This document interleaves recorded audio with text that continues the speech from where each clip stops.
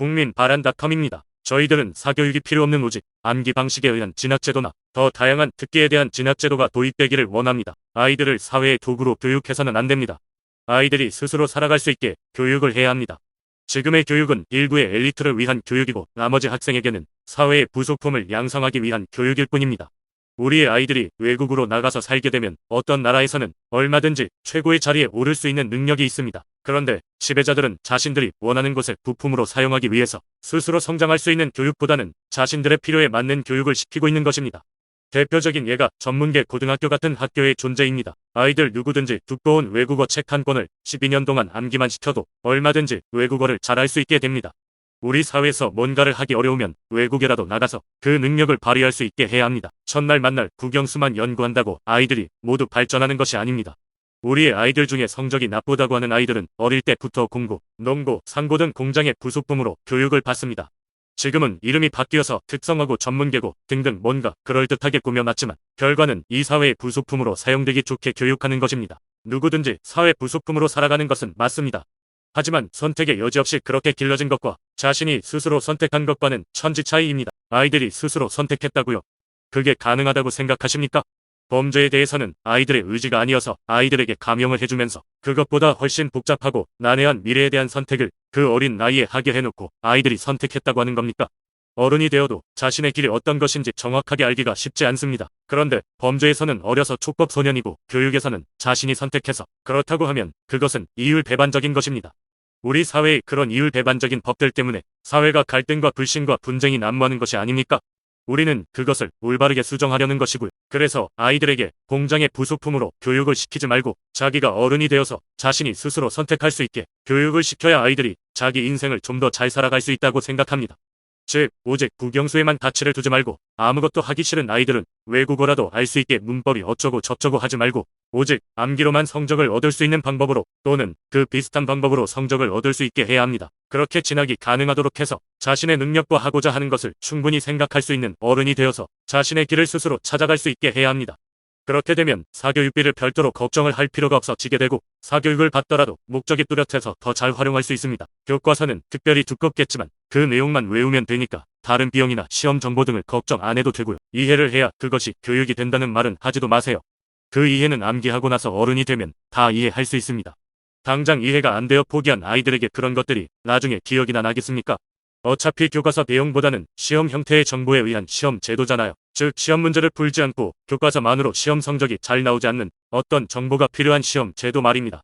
사교육이 반드시 필요한 그런 시험 제도 말입니다. 그래서 지금의 교육 제도가 일부 학생 이외의 아이들에게는 큰 의미가 없다는 겁니다. 동일한 내용의 외국어를 다양한 언어로 만들어서 그것만 외우면 그 언어를 사용하는 나라에 가서 뭐라도 할 수 있게 하면 어떤 희망과 그에 따른 또 다른 노력이라도 해볼 수 있습니다. 그리고 그 외국어를 외우면서 그 언어를 사용하는 나라에 대해서도 같이 공부함으로 해서 우리나라에서 못했던 것을 그 나라에서 할 수 있게 되면 그 아이에게는 국영수를 못해서 사회에서 부당한 대우를 받으면서 살아가야 하는 것이 아니라 다른 나라에서 보다 더 많은 기회를 접하게 될 수도 있다는 겁니다. 그리고 산업 현장에서 부족한 근로 인력은 외국에서 얼마든지 데려올 수 있습니다. 자신이 필요해서 공장에서 일하는 것과 할 수 있는 것이 없어서 어쩔 수 없이 공장에서 일하는 것은 천지 차이 아닙니까? 우리나라에는 기득권자들을 위한 제도에 막혀서 국민들이 제 능력을 발휘하기 어려운 제도들이 많습니다. 우리나라 국민들 중에 자동차를 혼자서 조립할 수 있는 사람들이 많이 있습니다. 하지만 개인이 자동차를 조립해서 판매하는 것은 현재로서는 불법입니다. 그런 것들이 개인의 능력을 제한하는 제도인 것입니다. 지금의 제도에서는 돈이 많이 없으면 개인에게 그런 능력이 있어도 발휘되기 어려운 것입니다. 그런 크고 작은 능력들이 각각의 개인들에게는 엄청나게 다양하고 획기적인 방식으로 많이 있습니다. 그래서 그런 능력을 학교 진학할 때 활용할 수 있게 해서 대학까지도 갈 수 있는 그런 교육 제도도 필요하다는 겁니다. 그런 제도가 실행되면 당연히 사교육이 형식적인 것이 아니라 필요에 의해서 존재하게 될 것이며 사교육으로 얻을 수 있는 정보와 문제풀이 연습을 통해서만 고득점이 가능한 지금의 시험 제도만을 운영하는 것보다는 인구의 지역 분산 효과도 가져올 수 있게 됩니다. 그렇게 해서 각자의 재능에 대해서 모두가 각각의 능력을 발휘할 수 있게 하여 더 다양한 시도와 더 다양한 능력을 사회에 녹여들게 해야 합니다. 국내 기득권 보호를 위해서 제도로 막아놔도 어차피 외국에서 더 좋은 것이 들어와서 기득권자들의 열악한 기술을 도태시킬 것입니다. 국내 법은 기득권자들이 못 먹으면 약자들도 먹으면 안 된다는 못된 심보가 묻어 있습니다. 더 문제는 오직 기득권자들만을 위한 법들이 너무 많다는 것입니다. 당연합니다. 선거 때마다 그 많은 자금을 누가 지원해 주겠습니까? 인터넷상에 이런 이야기가 있습니다. 에디슨이 그 능력을 가지고 우리나라에 환생해서 초등학교 졸업 자격으로 특허를 냈더니 아무도 알아주지 않는다고 하며 그것을 살짝 변형해서 다른 기업체가 뺏어가 버린다고 하니 아인슈타인은 수학만 잘하다 보니 대학도 못 가고 아무것도 못해서 할 수 있는 거라고 공무원 시험 준비하다가 알바나 하면서 살아간다고 합니다. 갈릴레오는 우리나라 과학 현실을 비판하다가 연구비 지원 끊겨서 학원에서 아이들 가르치며 살아간다고 합니다. 뉴턴이 논문을 내는데 다른 교수들이 이해하기 어렵다고 통과가 안 되었답니다. 그런데 몇십 년 뒤에야 외국에서 그것이 인정이 되어서 그때서야 우리 사회에 쓰이지만 그것을 만든 뉴턴은 그렇게 시골에서 조용히 살아가고 있었다고 합니다. 제가 보기에는 우리나라 교육 현실을 정확하게 표현한 이야기라고 생각합니다.